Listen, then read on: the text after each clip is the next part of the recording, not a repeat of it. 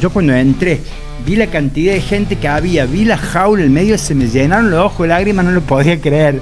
De pensar que nunca en mi vida iba a poder pelear en Vale Todo, de un día para el otro, me ofrecen, acepto, gano a la tarde el torneo de Jiu-Jitsu y gano a la noche mi primer pelea de Vale Todo. Un tipo sedentario, un tipo más liviano, con menos condición física, menos masa muscular, no hubiera aguantado el primer tumor, sobre todo, el primero, que fue muy grave. A mí lo único que yo tenía en la cabeza ahí todo el tiempo, y era mi motivación para seguir adelante y no decaer en ningún momento, era mi hijo.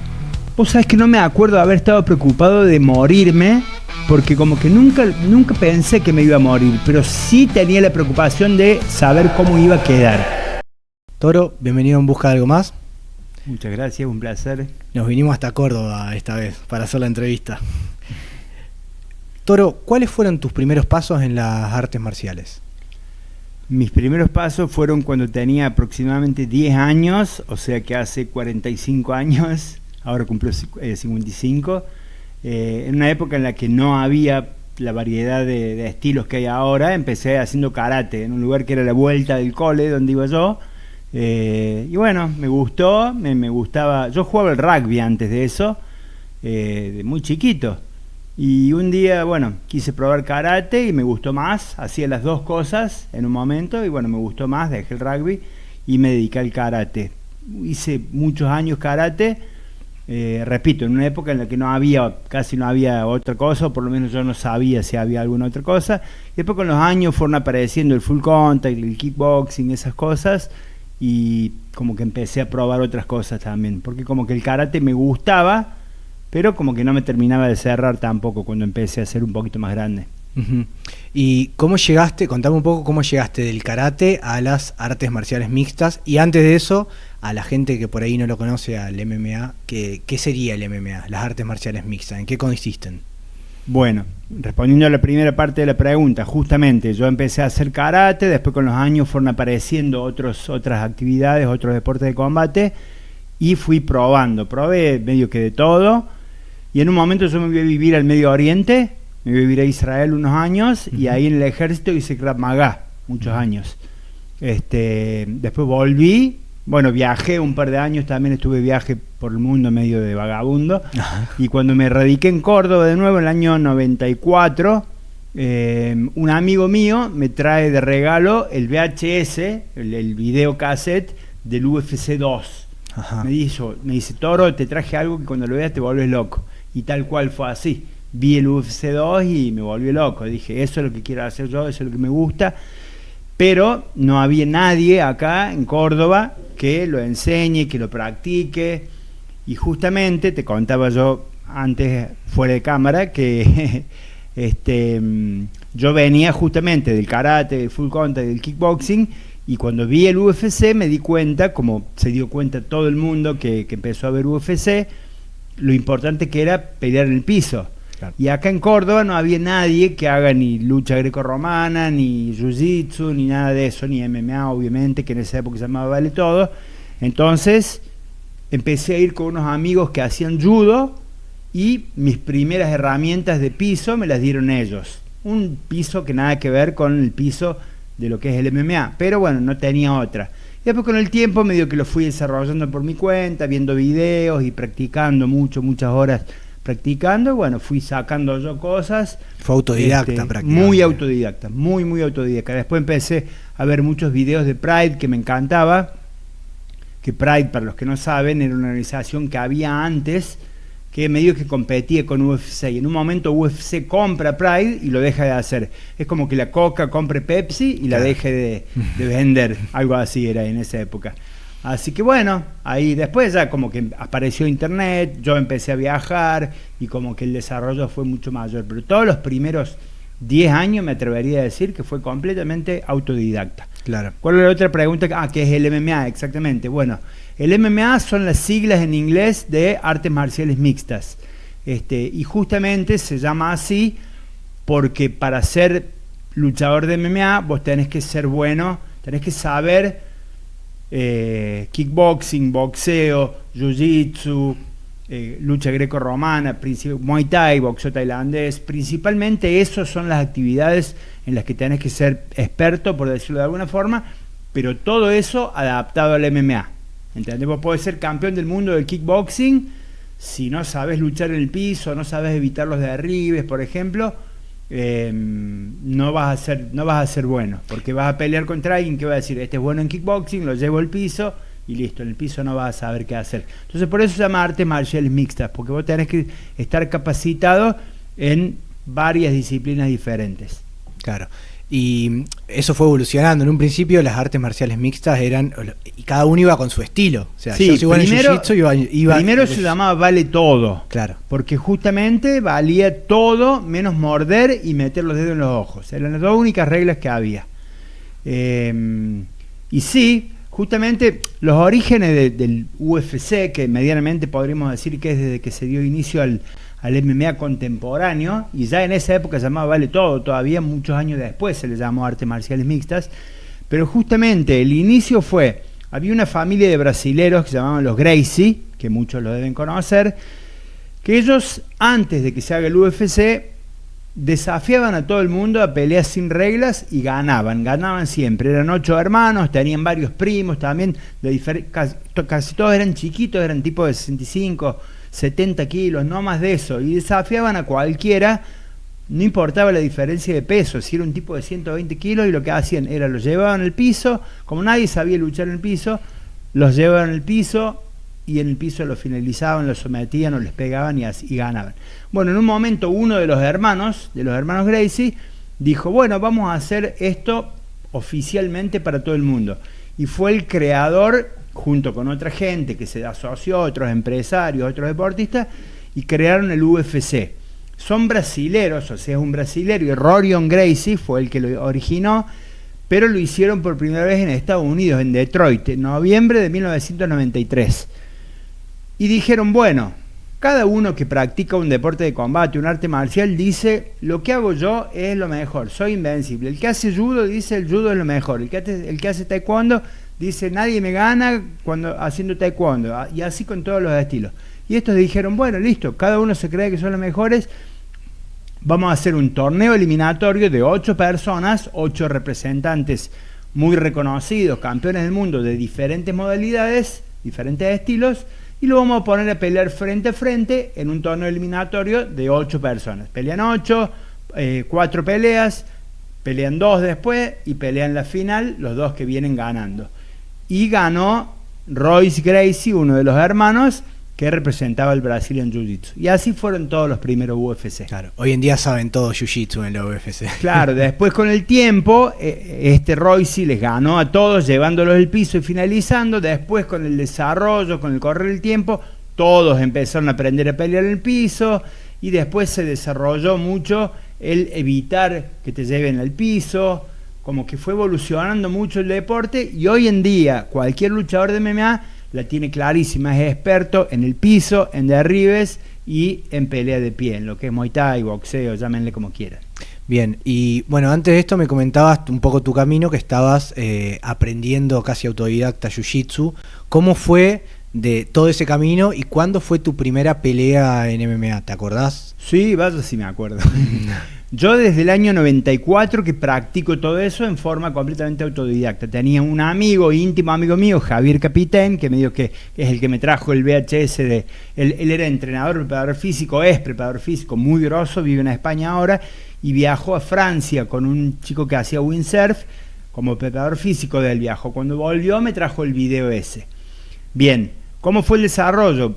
Todos los primeros años yo practicaba, entrenaba siempre con el sueño de poder pelear alguna vez en MMA, pero la verdad que nunca pensé que podría pelear, porque realmente pensé que era algo de Estados Unidos y que nunca llegaría a Argentina. Después con los años seguí practicando, y en el año 99 aproximadamente, o un poquito antes, empezaron a haber torneos de grappling y de jiu-jitsu. Me enganché en todos los torneos que pude, y ganaba casi todos, porque medio que a pesar de que fui autodidacta, era una época en la que justamente nadie practicaba, entonces medio que fui que antes que los otros empecé a practicarlo, a pesar de que fue por mi cuenta. Entonces como que tenía una pequeña ventaja de tiempo, más la capacidad, la condición, digamos, innata, que debo haber tenido una buena capacidad de aprender eso, porque la verdad es que me fue bastante bien. Gané muchos torneos de grappling, de jiu-jitsu, medio que viajaba por todo el país, donde me enteraba que había un torneo, iba. ¿Ahí tenías profesor? ¿Cómo era el tema de los cinturones? ¿Te graduaba? No, yo solo me metí en cinturón azul directamente. Aparte no había otro cinturón en esa época, era blancos y azules, no había ni siquiera faixa preta, no había nadie.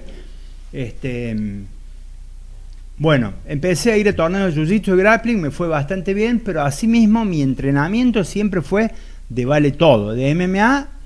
No porque vaya a tener, siempre pensé que no iba a poder pelear, porque pensé que nunca iba a tener la posibilidad. Bueno, y acá viene una anécdota muy buena. Mi primer pelea de vale todo. Yo viajo a Buenos Aires a un curso un viernes a la noche que iba a dar Rolker Gracie, que es otro de los hermanos de la familia Gracie, y al día siguiente había un torneo de jiu-jitsu que yo iba a participar del curso el viernes a la noche, del torneo el sábado a la tarde, en Buenos Aires. Era en Banco Nación, creo que era el torneo. Bueno, voy al curso el viernes a la noche y un amigo cordobés me presenta con Alejandro Ricati, que me dice, mirá, a él le dice, al Ale, él es el Toro, Diego Visoski, dice, él entrena en vale todo, a él le gustaría pelear en vale todo. Dice, qué bueno, dice, ¿querés pelear mañana a la noche? Le digo, ¿cómo? Le digo, yo tengo un torneo de jiu-jitsu mañana. Sí, me dice, ¿querés pelear mañana a la noche en vale todo? Dice, tenía una pelea pactada de 98 kilos y uno se cayó. Yo ni siquiera sabía que había torneos que estaban haciendo vale todo en Argentina, y ese fue el segundo evento de vale todo que se hizo en Argentina. Se había hecho uno en la Federación de Box hace unos meses atrás que yo nunca ni me enteré. Recordemos que era una época en la que no existía internet. Lo poco que había era por revista o por el boca a boca. Bueno, cuando me dijo eso, le digo, bueno, yo peso 89 kilos, le digo. Me dice, no importa, es lo que hay, me dice. El otro era 98 kilos. Le digo, bueno, sí, le digo, no importa, dale, sí, quiero pelear. Le digo, me encanta, dale. Yo no lo podía creer, no terminaba como de caer. Entonces, bueno, hago el curso el viernes a la noche, de todos modos peleo el torneo de jiu-jitsu a la tarde, salgo campeón. Primero, me voy a la casa de mi hermano que vive en Buenos Aires, me bañé, comí algo, me cambié, me fui al torneo de vale todo. No era un torneo, mi pelea de vale todo, un eventazo en el microestadio Lanús fue. Yo cuando entré, vi la cantidad de gente que había, vi la jaula, en el medio se me llenaron los ojos de lágrimas, no lo podía creer. ¿Pero tenías miedo? ¿Y qué tenías? No, emoción? que tenía miedo, tenía una excitación encima que no lo podía creer, y menos cuando vi el lugar. Y gané mi primer pelea contra un vago más de 10 kilos más pesado que yo en 1 minuto 50 segundos. Lo derribo, me lleva él contra la jaula, lo derribo, lo monto, le empiezo a pegar y él tapea, se rinde. Mirá, así que fue de casualidad la primera. Es una de las anécdotas. Mirá que después tuve peleas internacionales, pero la verdad que es una de las anécdotas que como que recuerdo con más emoción, porque no me la esperaba. De un día para el otro, de pensar que nunca en mi vida iba a poder pelear en vale todo, de un día para el otro, me ofrecen, acepto, gano a la tarde el torneo de jiu-jitsu y gano a la noche mi primer pelea de vale todo. Nunca sabemos cuándo vienen las oportunidades. Por eso siempre hay que estar preparado. Siempre les digo yo a todos, y en vale todo, en MMA pasa mucho eso. ¿Cuántos chicos hay que pelean en el Dana White Contender Series o que lo llaman UFC 3 días antes o un día antes porque se cayó una pelea? Siempre hay que estar preparado. Obviamente que lo óptimo es saber con unos meses de anticipación para hacer bien la preparación, para hacer bien la descarga, todo, pero siempre hay que estar preparado. No es la única pelea que le hice de un día para el otro, cosas así. Pero bueno, esa es como que una anécdota de mis favoritas. Te iba a preguntar por los recortes de peso. Claramente, sabes, no hubo ningún tipo de recorte de peso. No, pero es que en esa época, mira, yo te aseguro que mis primeras 10 peleas no peleé con nadie que me llevara menos de 8 kilos. Y hasta hubo tipos que me llevaban 12 kilos, 18 kilos. Peleé contra uno que me llevaba 28 kilos y le gané. Ahora, la diferencia entre categorías, ¿de cuántos son? Más o menos. Y las categorías, las más chiquitas, son cada 5 kilos. Claro. Y ya de 70 en adelante, de 70 pasa a 77, 77 84, 84 92 y de 92 ya para arriba. Claro. Son más grandes, no es como en boxeo o en kickboxing que son cada 2, 3 kilos. Acá son 7 kilos de diferencia. Claro. Por eso como que uno siempre llega justo. Si vos sos un tipo que pesa 82 kilos y te conviene bajar y dar 77 justo. No vas a pelear bueno, hasta 84 tampoco hay tanta diferencia, pero como que siempre se hace eso, como que se baja la categoría anterior. Y hay algunos tipos que bajan 2 categorías también. Claro. Sí, yo lo que he visto que son terribles los recortes de peso. No a nivel profesional sí, hacen cortes muy grosos, muy grandes. Pero hay que saber hacerlos también. Sí, me imagino que no debe ser fácil y son peligrosos. No, sí. Muchas veces no llegan, o llegan y después al día siguiente no sirven para nada, tiran 2 manos y nada más. O no llegan y después hay que internarlos, hay que llevarlos al hospital, hay que rehidratarlos. Claro. Sí, es delicado. Bien, y en ese momento que estabas con las peleas, ¿también estabas de profesor o todavía no dabas clase? No, yo siempre, sí. Es más, yo empecé a dar clase antes de empezar yo a pelear. Claro. Porque el día, yo daba clases de antes todavía de conocer el vale todo. Daba clases de defensa personal, de medio que de la mezcla de todos los estilos que había hecho yo durante mi vida. En un momento empecé a dar clase y le llamaba de defensa personal porque no era ningún estilo concreto. Y después cuando conocí el vale todo, como que al principio no me animé a ponerle vale todo porque no era porque yo no sabía nada de eso. Y con el tiempo, cuando fui aprendiendo un poco más, así ya lo llamaba vale todo. Claro.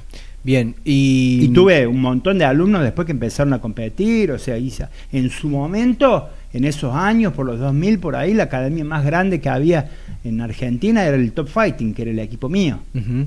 Y ahora estás entrenando gente, bueno, sabemos que tu hijo está como preparador y lo estás entrenando, pero ¿tenés otra? No, estoy entrenando gente, luchadores no estoy entrenando, yo dejé de dar clases ya hace bastante tiempo porque, bueno, seguro que ya vamos a hablar de eso, me enfermé, tuve hace como 3 años que estoy luchando contra el cáncer, y a mi hijo empecé entrenándolo yo, y también cuando me enfermé como que no pude seguir entrenándolo yo. Él ahora entrena, él como que por un lado hace jiu-jitsu con un chico que fue alumno mío muchos años. Por otro lado hace MMA, que es como su entrenamiento principal, también con un chico que también fue alumno mío muchos años, y que del Alpha Team, que de la academia de él también surgieron Esteban Ribovic, la Sofi Montenegro, el Juan Díaz, todos chicos que están peleando ahora en UFC. Bueno, son compañeros de entrenamiento de él. Ahora están todos viviendo allá en Estados Unidos, en México, pero bueno, él entrena en esa academia. Y después también a veces vamos a wrestling, al Córdoba Wrestling Team, que es con Diego Casas, y a veces entrena con Javier Aparicio la parte de kickboxing, pero principalmente él hace MMA con el Negro Fini en el Alpha Team y con los chicos de Jiu-Jitsu de Cícero Costa, de Diego García. Claro. Y a la gente que por ahí, viéndolo desde afuera, dice que el MMA es un deporte como brutal o que estos se están pegando. Primero, un poco, ¿cuál es tu opinión respecto a eso y qué valores crees que las artes marciales y el MMA enseñan en las personas que lo practican? Sí, en realidad ese comentario es algo con lo que tuve que lidiar, o tuvimos que lidiar mucho al principio, los primeros años. La gente decía, son unos burros, son unos brutos, es 2 personas dándose trompadas, no tiene idea, no tiene técnica, no es un deporte. Hoy en día ya todos saben que no es así, fuera de que por ahí hay algún que otro burro que todavía piensa eso, pero hoy en día la gente ya como que sabe que no es así, muchísima gente lo sigue, están todos, gente que nada que ver, ¿no? Gente que nada que ver y están desesperados esperando que llegue el sábado para ver UFC. Fuera de eso, los valores que enseña, yo por ejemplo un montón de veces gente me pregunta para niños, para que los hijos hagan algún deporte. Yo le digo, mira, en cualquier deporte te vas a divertir. Jugar al fútbol te va a divertir, el básquet, el tenis, el rugby, etcétera. Pero en lo que son deportes de combate, y especialmente en MMA, yo nunca recomiendo que empiecen de niños con MMA. Que empiecen con judo, con jiu-jitsu, con wrestling, greco-romana, cualquiera de esos. Es lo recomendable. Después que hagan la transición a MMA, si les gusta y si quieren. Espera que me olvide cuál es la pregunta. Los valores que bueno, enseñan. Había dicho, en cualquier deporte se van a divertir, pero yo siempre recomiendo que empiecen con algún deporte de combate o con alguna variante de lo que es gimnasia rítmica, gimnasia deportiva, gimnasia artística, cualquiera de esas, porque son actividades en las que el desarrollo motor va a ser increíble. Y lo que sea que adquieren de chicos, después si siguen, si no siguen, si compiten, si no compiten, no importa.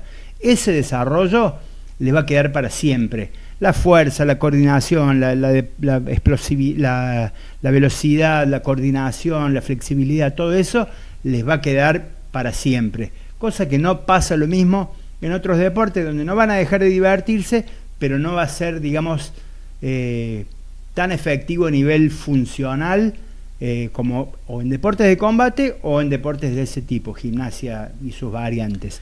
Más allá de eso, la disciplina, el compañerismo, porque son deportes individuales, obviamente yo me subo solo a la jaula, pero el trabajo en equipo que hay, te aseguro, mira, yo soy preparador físico, he entrenado equipos de básquet, he entrenado futbolistas, todo. El trabajo en equipo que hay en los deportes de combate, te aseguro que no lo ves en otros deportes que son en equipo. Yo lo que había mencionado cuando hablé con mi profesor de Jiu-Jitsu era que en poco tiempo, menos que en cualquier otro deporte o disciplina o grupo, como que armás o tenés una hermandad con tus compañeros muy grande, pero es como algo como que excede otros deportes, ¿no? No sé, a mí me pasó eso en Jiu-Jitsu. Por eso mismo te dije lo que te acabo de decir, porque a pesar de que son deportes donde uno, si compite, lo hace en forma individual, el equipo es tremendo, o sea, tal cual, el compañerismo, la hermandad ese anhelo, ese nexo que lográs con tus compañeros de entrenamiento es como diferente. Yo he entrenado, yo fui preparador físico de un equipo de básquet y he entrenado en forma individual muchos deportistas de deportes en equipo y no lo he visto a ese compañerismo. Claro, sí, es increíble el lazo que se arma, o por lo menos lo que vi yo desde mi punto de vista en Jiu-Jitsu, por lo menos que es lo que practico. Tal cual.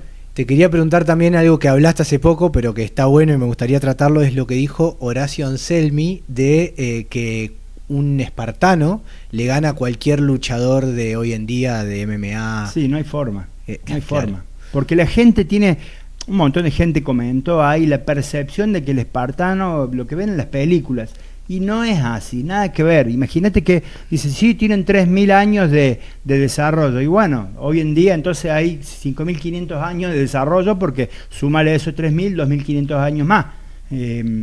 Más allá de eso, sí, primero que eran guerreros de guerra, no de pelea cuerpo a cuerpo. Y en esa época las peleas eran cuerpo a cuerpo, pero no tenían tan entrenado el combate sin armas. Claro. Más allá de un montón de otras cosas, el desarrollo técnico, táctico y estratégico que hay hoy en día de lo que es lo que son los deportes, más la preparación física, y un montón de gente puso sí, pero los niveles de testosterona que tenían, no tenían más testosterona de la gente que tiene ahora, claro, de lo que tiene, especialmente un deportista, un luchador de MMA, porque vos me decís, una persona sedentaria sí tiene y que no come bien, sí, le baja mucho los niveles de testosterona. Y dicen, no, desde que eran chiquitos los entrenaban. Un luchador de MMA también, desde los 5 años tenés tipo de Estados Unidos, tipo de Rusia, que a los 5 años, a los 3 años los ponen a entrenar, ya sea wrestling, greco-romana, jiu-jitsu en Brasil, lo que quiera, y se pasan la vida haciendo triple turno por día, con los métodos de entrenamiento que hay hoy en día, con la alimentación que hay hoy en día. O sea, ni siquiera ponele que no sepas nada de MMA o no sepas nada de historia, simplemente un poquito de criterio te hace dar cuenta que no le gana un espartano de hace 2.500 años atrás a un luchador de MMA. Hoy en día un luchador de MMA son superhombres. Sí, son unos atletas y que son atletas que están muy por encima de una persona común o de otros deportistas. El nivel de entrenamiento que tienen es increíble. Siempre hablando, porque encima él dijo el mejor luchador del mundo. Topuria, creo. Y el otro chico le dijo, sí, o sea que Topuria con un espartano no tendría chance. Ni ahí dijo, no me acuerdo cómo fue que contestó Horacio. Y es realmente increíble. Sí, no, yo vi los entrenamientos de Topuria y son inhumanos. De Topuria y de cualquiera que está, sí, ahí, vos ves lo de Dagestani, es Chimaev, bueno, Chimaev no es Dagestani, pero de Makachev, de Khabib, de todos esos de Dagestán, bueno, en realidad hoy en día de cualquiera, los de Estados Unidos también, hoy en día los que están peleando a ese nivel en UFC, en ONE, en PFL, tienen esos entrenamientos y esa forma de vida. Claro. ¿Cómo es tu regla de los apellidos? De que si termina en... Que si termina en Av o Ev, ese gana. Gana, le doy ganador directamente. Bueno, y para terminar el tema de las artes marciales, te quería preguntar, ya que vos tuviste mucha experiencia dentro de la jaula y entrenando gente, ¿te parece más que enseña más ganar o perder? ¿Qué te enseña más? No, viste que todo el mundo dice, y perder, a lo mejor perder te abre los ojos un poco y te hace dar cuenta de ciertas cosas, como que a mí me pasó, yo perdí una pelea una vez, la primera pelea que perdí, entré ganando, ¿entendés? Entré porque estaba tan acostumbrado a ganar que no iba, o sea, entré ya como que estaba muy relajado y entré medio que muy confiado y me comí un bollo y me noqueó. Claro. Me caí, como que a partir de ahí dije, bueno, no puedo subestimar a nadie. El tipo me llevaba 18 kilos. Claro. Y así mismo yo subestimaba, ya entraba sabiendo que iba a ganar. Y no es así. Por ahí la enseñanza es la misma. Si sos un tipo con un poco de criterio y sabes analizar bien las cosas. Pero bueno, puede ser que en una derrota te pasen cosas como esa, como que te abran los ojos. Yo sé de he visto reportajes de un montón de luchadores que me dijeron, y desde que perdí esa vez con tal, a partir de ahí cambié el entrenamiento. No sé si es enseñanza, pero puede ser como que te abre los ojos o te abre la cabeza. Ya volvemos con la entrevista, pero antes te quiero pedir un favor. El 93% de las personas que miran estos videos no están suscritas al canal. Te pido unos segundos de tu tiempo para que bajes, le des al botón de suscribir y después sigas mirando el video. Muchas gracias. Está bien. Bueno, y ahora quería pasar para la segunda parte de la charla, que es tu lucha contra el cáncer, una enfermedad que llevas luchando hace un montón de años. 3 años y un poco más. Te veo impecable, igual. Sí, o sea, estoy impecable para haber tenido, pero tengo 25 kilos menos, estoy pelado, estoy así por la quimioterapia, en realidad por eso uso gorra ahora. Pero bueno, sí, estoy bien para haber pasado por todo lo que pasé. Todo lo que pasaste, ahora vamos a charlar. ¿Cómo fue el día? Te quiero preguntar, ¿cómo fue el diagnóstico? Y contame un poco cómo empezó todo, cómo lo recibiste. Bueno, yo tenía 52 años y fui a pelear a Egipto. Yo siempre dije, yo voy a pelear hasta que no pueda, hasta que algo me detenga, y tal cual el cáncer me detuvo. A los 52 años, octubre, fui a pelear a Egipto. Cuando vuelvo, ya me estaba como, tenía dolores en la panza, pero yo siempre pensé, digo, o es una hernia, o qué sé yo, como estoy viejo, mi proceso digestivo no es el mismo que antes, y yo soy de comer mucho, y capaz que, bueno, como que además como luchador estás acostumbrado a tener dolores, me imagino. Sí, siempre bueno, algo pero te duele. el dolor es diferente, Okay. porque estás acostumbrado a tener tendinitis en un hombro, el cuello, esas cosas. Y este era dolor de panza, como dolor, digamos, de órganos. Entonces me empezaron a doler cada vez más y en un momento voy al médico, que ese fue un problema muy grande. Yo jamás en mi vida he ido al médico, nunca me hice un chequeo, nada. Entonces cuando me voy a hacer ver, salta un tumor del tamaño de una pelota de rugby, que tenía un tumor cancerígeno maligno que tenía en la panza, en la pelvis. Entonces bueno, no pasó mucho tiempo desde que me lo descubrieron, que ya estaba muy mal, internado, tuve mucho tiempo en terapia intensiva, empezó la quimioterapia. ¿Vos ahí estabas asustado? Decías, ya salgo adelante fácil. No pasó mucho tiempo entre que todo eso empezó y yo estaba tan drogado, me metieron tanta droga en ese momento para bancar el dolor y como medicamentos para, entre la quimioterapia, como que no sé, no es asustado, sino como que como que me acostumbré a que eso pasó a ser mi vida. Claro. Lo único que me limitaba mucho, lo que más me molestaba era que no lo veía yo casi nunca a mi hijo. Tuve mucho tiempo en terapia intensiva, cosa que solamente una vez por día, 1 hora, podían entrar a visitarme. Que la mayoría del tiempo iba mi hijo, pero también por ahí entraba mi hermano, que se venía de Buenos Aires, entraba la madre de mi hijo, que estamos separados, pero tenemos una excelente relación y me bancó muchísimo durante todo el proceso. Así que lo veía muy poco. Después cuando ya me mandan a habitación común, después de unos meses que yo me recuperé bastante, también él vivía en la sociedad, iba al colegio, entrenaba, todo, entonces también no todos los días podía venir a verme también, porque era chica en ese momento, y cuando a mí me pasó esto, él tenía 14, 15 años. Entonces también dependía de que la madre lo lleve. Entonces lo veía, capaz que día por medio, a veces lo veía todos los días, pero un ratito, el ratito que él podía entrar a visitarme y listo. Entonces eso es lo que más me mataba. A todo esto yo bajé 25 kilos, me pasaba semanas sin comer, estaba entubado por todos lados, claro. Tenía 200, viste los parantes que te ponen así con sueros así, claro. No me podía, tuve muchos meses sin poder moverme. Esto después de la operación. No, antes de la operación. Antes de la operación. Porque el tumor era muy grande, entonces había que esperar a que se reduzca, que claro. Eso fue la quimioterapia. Okay. Cuando recién se redujo aproximadamente a la mitad de lo que fue, el médico dijo, bueno, más quimioterapia no se puede hacer, había hecho como 30 sesiones, vamos a probar de operarlo y vamos a tratar de sacarlo entero.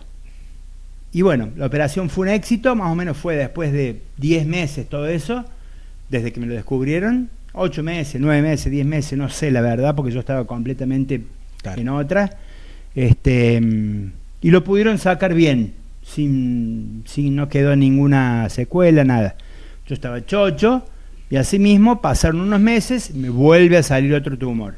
Y la hago corta, me lo sacan, y me vuelve. Tuve 3 tumores en 3 años. Claro. Cada tumor fueron unos meses hasta que me lo sacaron. El segundo y el tercero no fueron tan graves como el primero porque los descubrieron medianamente más rápido. Claro, te iban haciendo estudios y claro, el primero ya era una cosa muy grande. Así que bueno, no hace mucho tiempo del tercer tumor que me lo sacaron también completamente. Y asimismo, más allá de eso, hace un mes, o un poquito menos todavía, hace 3 semanas, me volvieron a operar. La misma, me abrieron la panza así de nuevo. ¿Hace 3 semanas? Hace 3 semanas y 3 días, el 4 de octubre, hoy es 1 de noviembre. Primero, segundo, bueno, sí, hace menos de 3 semanas y medio, ponele. Me vuelven a abrir la panza porque secuelas de las cirugías anteriores. Como se me hacía una oclusión en el intestino, como claro, que no pasaba la comida, me hacía doler mucho. Un par de veces me lo liberaron teniendo que estar internado 3, 4, 5 días, me hacían unos tratamientos y la última vez que me pasó dijeron, no, bueno, hay que operar porque si no te va a seguir pasando esto todo el tiempo. Así que me volvieron a abrir la panza por 7ª vez, así que todavía estoy acá en recuperación de nuevo. Claro, bueno, fue un camino largo Yo lo tomo como todavía es un camino largo, porque todo es así, o sea, yo espero realmente que no me pase nada más, pero de estos 3 años y pico, bueno, listo, me sacaron el tumor, buenísimo, listo, a los meses me salió otro, bueno, listo, me sacaron el tumor, a los meses me salió otro, listo, me sacaron el tercer tumor, oclusión en el intestino, claro. Me lo sacaron hace menos de un mes, espero que no pase nada más, pero que eso nunca se sabe. Claro, y vos entre esas operaciones seguías entrenando, me imagino con adaptado, lo que podías, a veces no podías. Lo que pasa es que yo cada vez que me operaban, yo tenía que estar mucho tiempo parado, después de a poquito ir empezando a rehabilitar, a moverme, de a poquito, estaba mucho tiempo sin comer también, hasta que de a poquito empezaba tomando líquidos primero, después pasaba a sólidos blandos, o sea, cada vez que me operaban era un proceso de recuperación y sí, yo me ponía a entrenar porque lo más importante acá es recuperar masa, no por estética, para nada, simplemente para levantar el sistema inmunológico, para recuperarme. Entonces yo trataba de ponerme a entrenar y bueno, siempre tenía que cortar porque me volvía a aparecer algo. Claro. ¿Y vos creés que tu condición anterior influyó en que...? No creo, sé, y no ¿sabes? Solamente porque yo lo sé, sino porque todos los médicos me lo dijeron. No, porque tenías una condición física impresionante. Otro tipo me dijeron, los médicos, todos los médicos me lo dijeron, otro tipo, un tipo sedentario, un tipo más liviano, con menos condición física, menos masa muscular, no hubiera aguantado el primer tumor sobre todo, el primero que fue muy grave, no se hubiera aguantado el tumor, los tratamientos, todo eso. No sé, nunca lo vamos a saber, pero me lo dijeron claro. Un montón de médicos. Bueno, después te voy a hacer un par de preguntas de entrenamiento también que me interesan, pero respecto a, ¿en algún momento pensaste, bueno, acá no doy más, no la quedo entre las operaciones? ¿Y qué te motivaba a seguir luchando, digamos, para superarlo? Bueno, no se ve de acá, no pero se está ve. mi hijo sentado. Acá lo ahí. tenemos, ahí Yo va. siempre lo dije en un montón de reportajes. A mí lo único que yo tenía en la cabeza ahí todo el tiempo y era mi motivación para seguir adelante y no decaer en ningún momento, era mi hijo. Y sí, mira, estando tanto tiempo, imagínate que estás horas, días, meses, semanas tirado en una cama con la luz apagada, esperando a ver qué pasa, esperando recuperarte, esperando que te vengan a visitar, y te pasan mil cosas por la cabeza, sobre todo en la primera época que estaba tan drogado de tantos fármacos que me metían. Yo me acuerdo que no sabía qué cosas eran reales, qué cosas no eran reales, tenía un montón de alucinaciones, etcétera. Pero más allá de eso, vos sabés que no me acuerdo de haber estado preocupado de morirme, porque como que nunca pensé que me iba a morir, pero sí tenía la preocupación de saber cómo iba a quedar. Si iba a tener la posibilidad, capaz que quedaba postrado en una cama o en silla de ruedas, o no sé, no sabía. Y todas las veces que salí, digamos que hoy en día mi objetivo no es volver a ser el mismo de antes, porque sé que es imposible y no me interesa tampoco, pero sí el hecho de poder estar acá charlando con vos, me vine manejando, voy con él a verlo entrenar, puedo volver a trabajar todos estos años también, no solamente tuve un montón de gastos extra de lo que es todo lo que es la recuperación, medicamentos, todo eso, sino que también casi no pude trabajar. Entonces, más allá de la enfermedad en sí, tenés todo un problema económico muy grande también. Tenés que seguir pagando impuestos, seguir pagando la comida, etcétera. Entonces, el problema no es únicamente la enfermedad, ese lado es durísimo, y más en un país como Argentina. Así que bueno, tener que estar bicicleteando con todo eso, digamos, haciendo malabarismo con todo eso, es dificilísimo, y hasta hoy en día, o sea, no es que listo, se terminó. Claro, quedan secuelas de todo eso. Secuelas desde lo de la salud, hasta lo económico, hasta lo emocional, hasta lo físico, todo. Claro. ¿Y crees que empezaste a valorar algo más de la vida después de eso o no? Yo siempre fui de valorar mucho las pequeñas cosas. Bueno. No sé si valoro más que antes, claro, pero bueno, yo siempre fui de no darle demasiada importancia ni a los problemas, digamos. Sí, no a los problemas, digamos, por ahí cosas que no son, que por ahí mucha gente los toma como un problema y no es tanto problema. La otra vez vi un reel que me encantó, dice, cuando vos tenés un problema de salud grave, te das cuenta que todos los otros problemas no son problemas. Claro. Obviamente que no es tan así. Si vos no tenés plata para pagar el alquiler, no tenés plata para darle de comer a tu hijo, y no deja de ser un problema. Pero cuando vos tenés un problema de salud tan grave como el que tuve yo, es como que todo lo demás es la prioridad. parece pequeño. Eso es la prioridad, claro. Bien. Y si tuvieras que dejarle algún mensaje a alguien que esté pasando por la misma situación, por un cáncer, por una situación tan complicada. Yo creo que sí hay algo que me llevó, no te voy a decir qué es lo que me salvó, lo que me salvaron fueron los médicos, principalmente, ¿viste? Pero la gente dice, gracias a Dios me salvé. No, gracias a Dios no, gracias a los médicos.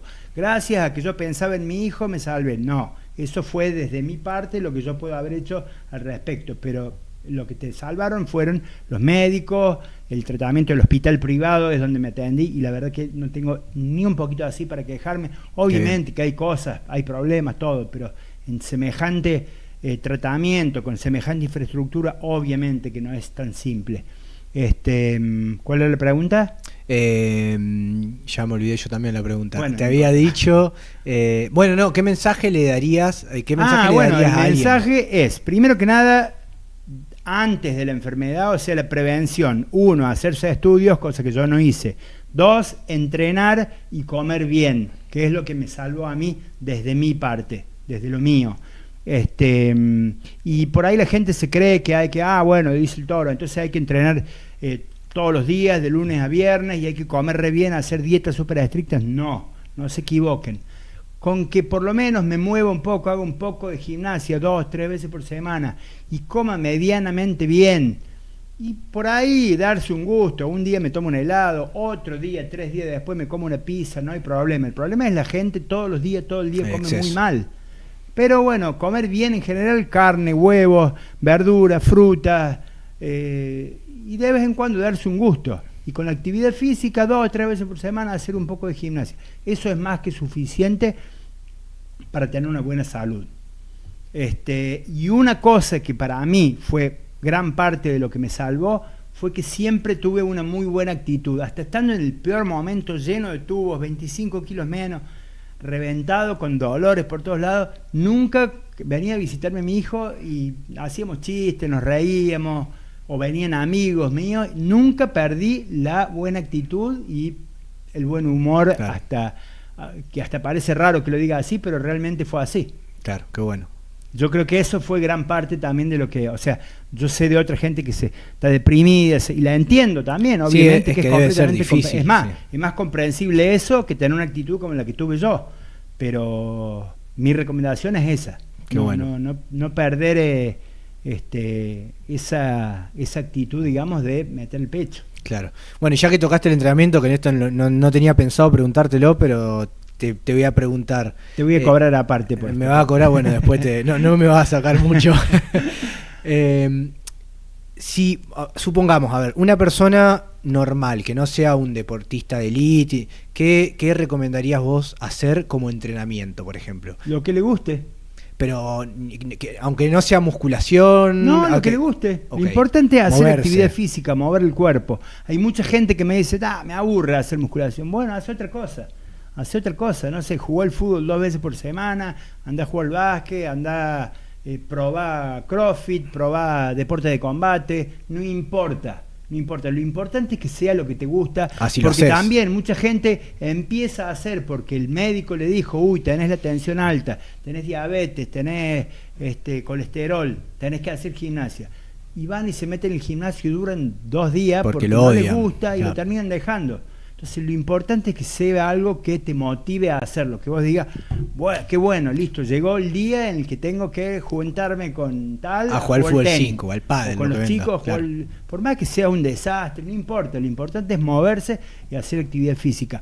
Muy recomendable hacer por lo menos 2 veces por semana trabajo de fuerza. Eso sí, bueno, recomiendo el gimnasio por ese lado, pero bueno, tampoco es obligatorio, o sea, es como óptimo.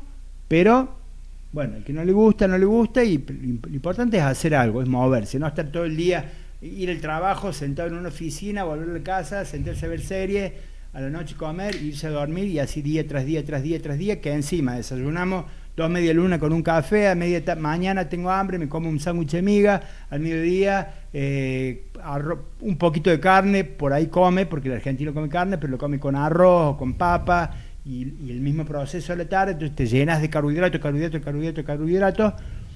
Y no lo gastás porque no hace nada. Claro, bueno, el problema es ese, entonces es muy malo la combinación de las dos cosas, sumado a la cantidad de golosinas o comida refinada que come la gente, alfajores, galletitas, un montón de cosas. Los niños ni hablar, me duele el corazón cada vez que veo a los chicos, le dan, mami, tengo hambre, galletas. Hora de comer, galletas, pizza, hamburguesa, galletas, y lo está. Claro. Es un desastre para los niños. Y ahora te pregunto, por ejemplo, de mi lado, que soy un practicante de jiu-jitsu de hobby, ¿qué tan importante, o sea, cómo puedo hacer un entrenamiento alrededor de practicar 2 o 3 veces jiu-jitsu para, por ejemplo, no lesionarme? Sin que, o sea, puedo ir a un torneo a competir de vez en cuando, pero no voy a con el o sea, voy a como recreación. Sí, como hobby, claro, como hobby. Perfecto. ¿Cómo no me lesiono? ¿Cómo tengo un mejor desempeño por más que el jiu-jitsu no sea profesional? Primero que nada, el mismo jiu-jitsu, tu profe debe ser lo suficientemente profesional como para enseñártelo y meterte en la lucha en forma progresiva, haciendo en cada clase una buena entrada en calor, un buen proceso de entrenamiento técnico para llegar a la lucha en sí. Por otro lado, recomiendo que hagas un trabajo de sobrecarga orientado a tu condición, a tu capacidad. O sea, hacer todo un proceso de adaptación primero, yo no sé exactamente, o sea, siempre como entrenador... Me puse yo de ejemplo, digamos. Está bien, por eso, para cualquier persona, como entrenador lo primero que haces es hacer una serie de preguntas a la otra persona y a partir de eso hacer una primera planificación inicial. Si es una persona que nunca hizo nada, hace un proceso de adaptación primero y después se va haciendo todo en forma progresiva. A medida que le va agarrando la mano, le vas incrementando las intensidades, las cargas, depende qué estímulo, qué entrenamiento le des, siempre haciéndole una pequeña progresión. Claro, y por ejemplo el gimnasio, yo que voy al gimnasio, pero hago una rutina prácticamente o poco de ejercicio más explosivo, pero hago una rutina más la clásica de fisicoculturismo que se da en el Sí, gimnasio. bueno, eso en realidad es mejor que nada, Obvio, sí, me imagino. pero si vos querés desarrollar tu condición de luchador, es otra la forma en la que hay que entrenar. Y es un error muy común. Y bueno, estos últimos días vos debes haber visto que publiqué mucho sobre eso. Repito, no es malo hacer el entrenamiento de hipertrofia, el fierrero común, pero no es lo que necesita un luchador para desarrollar, para mejorar. Lo que necesita es mejorar la fuerza, pero esa fuerza a mí no me sirve de nada levantar 300 kilos en prebanca o en sentadillas si después voy a ser lento en los movimientos, después de 2 minutos me canso. Entonces es tan importante el entrenamiento de la fuerza, mejorar la fuerza, como mejorar la velocidad y la resistencia tanto muscular como cardiovascular. Y ahí dentro de lo cardiovascular tenés la aeróbica y la anaeróbica. Bueno, es un poquito más complejo, pero son... En el entrenamiento de musculación típica de los gimnasios, lo que se busca es la estética más que nada y la salud. En el entrenamiento deportivo, lo que se busca es el desarrollo de las diferentes funciones que te van a hacer mejor como luchador en tu caso, pero para cualquier deportista es lo mismo. Lo que hay que hacer es analizar de qué se trata el deporte y cuál de todas esas funciones tiene que entrenarla más. Claro. ¿Entendés? Entonces no es lo mismo como entrena. Estamos hablando de lucha, ¿no? Entonces, sí. así mismo no es lo mismo como tiene que entrenar un kickboxer o un boxeador que un jiu-jitsu o un luchador de MMA. Son entrenamientos completamente diferentes, por más que estemos hablando de lucha. Ni hablar si estás hablando de un tenista, un futbolista, un lanzador de jabalina o un jugador de golf. Claro. ¿Entendés? Son todos estímulos que siempre vos tenés que desarrollar esas funciones que nombré, pero dependiendo de las características de cada deporte, en mayor o menor porcentaje, una o la otra. Y también depende mucho de la condición y la experiencia previa de la persona. ¿Y qué papel tiene la movilidad y la elongación, por ejemplo, en un deporte de combate? Que veo que por ahí se deja un poco de lado. Y es fundamental. En realidad en los deportes de combate no se deja. Capaz que en el jiu-jitsu se deja de lado. Vos vas a una clase de kickboxing, de karate, de taekwondo y se matan haciendo flexibilidad. En clases de jiu-jitsu no he visto mucho que la entrenen mucho. Lo que pasa es que el mismo jiu-jitsu es una especie de entrenamiento de flexibilidad en forma indirecta.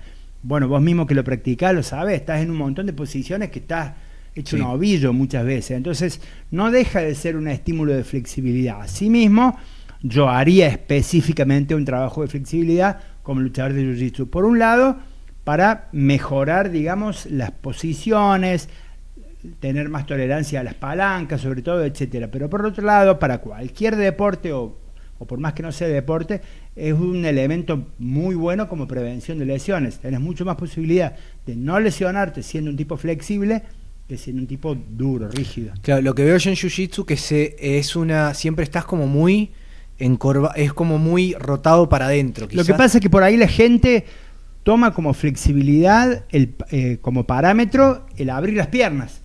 Claro, no, hay mucha más. El spagat frontal o el spagat lateral que se llama, en gimnasia se llama así, pero no, la flexibilidad tiene que ser de hombro, de columna, de cuello, etcétera. Entonces por eso mismo dije que vos no estás en jiu-jitsu abriendo las piernas y quedándote así como Jean-Claude Van Damme. Claro. Pero sí te aplastan desde arriba, te tiran el brazo hacia atrás, para un lado, para el otro. Son todas esas palancas y esa presión, son estímulos de flexibilidad. Claro. ¿Qué es una Yuji Gatame? Una hiperextensión del codo. Claro. ¿Qué es una Kimura o una americana? Un trabajo de flexibilidad del hombro, claro, en realidad. Bien.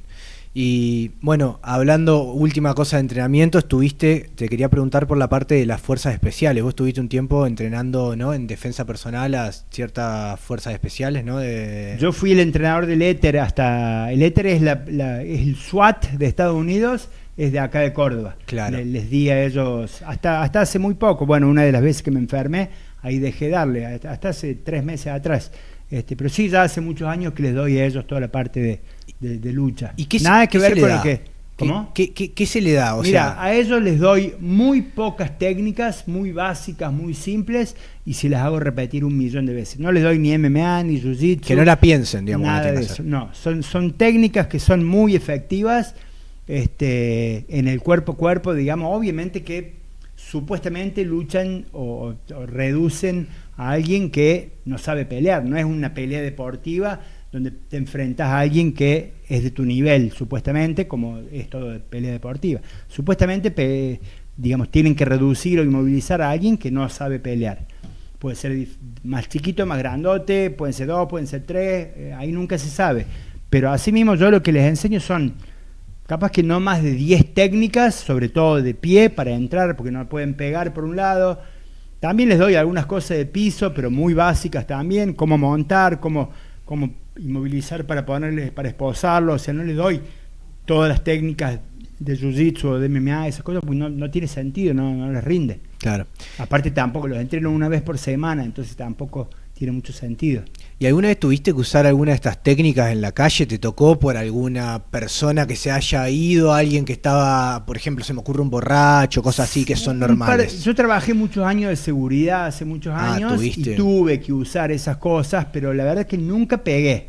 Siempre, digamos, mi especialidad es la sumisión, es el grappling, es el jiu-jitsu, y nunca tuve que pegar, nunca quise hacerlo tampoco porque soy muy consciente de los problemas legales que puedo llegar a tener, entonces siempre me las arreglé inmovilizando de esa forma. Por eso está bueno el jiu-jitsu siempre, que en ese sentido, si sabés mucho, podés inmovilizar a alguien sin causarle daño. Sí, tal bueno, cual. Si querés le podés causar controlarlo. daño. Claro. Sí, o sea, medio que podés vos hacer lo que quieras con esa persona. Claro. Un control, digamos, muy especial.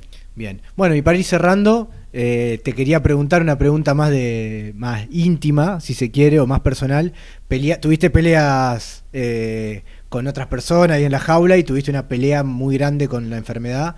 ¿Qué te hizo conocerte más a vos mismo? A ver, de esas dos cosas, las peleas contra la gente, contra otras personas o contra la enfermedad. No, todo, qué sé yo, es como que uno va conociéndose a sí mismo todo, siempre, ante cualquier situación que tenga. No puedo decir tal cosa me hizo que yo, había una parte mía que yo no la conocía. No, como que si vos sos una persona objetiva y como que todo te enseña, por más que sea algo malo, algo bueno, no sé específicamente si, o sea, como que no entiendo el concepto de conocerme a mí mismo. Claro. Me conozco a mí mismo porque nací, crecí y hoy en día estoy acá conmigo mismo. Entonces como que sé todo lo que siento, lo que pienso, lo que me gusta, lo que no me gusta. Es como que no esas situaciones me han hecho conocerme más o menos. Es como que todo lo que uno hace te hace conocerte todo el tiempo a vos mismo. Es mi punto de vista. No sé si realmente es así perfecto. o no. Buenísimo. Bueno, muchísimas gracias por la charla. Estuvo re interesante. Y bueno, gracias por el tiempo de venir hasta acá. Bueno, gracias a vos y un saludo para todos. Gracias.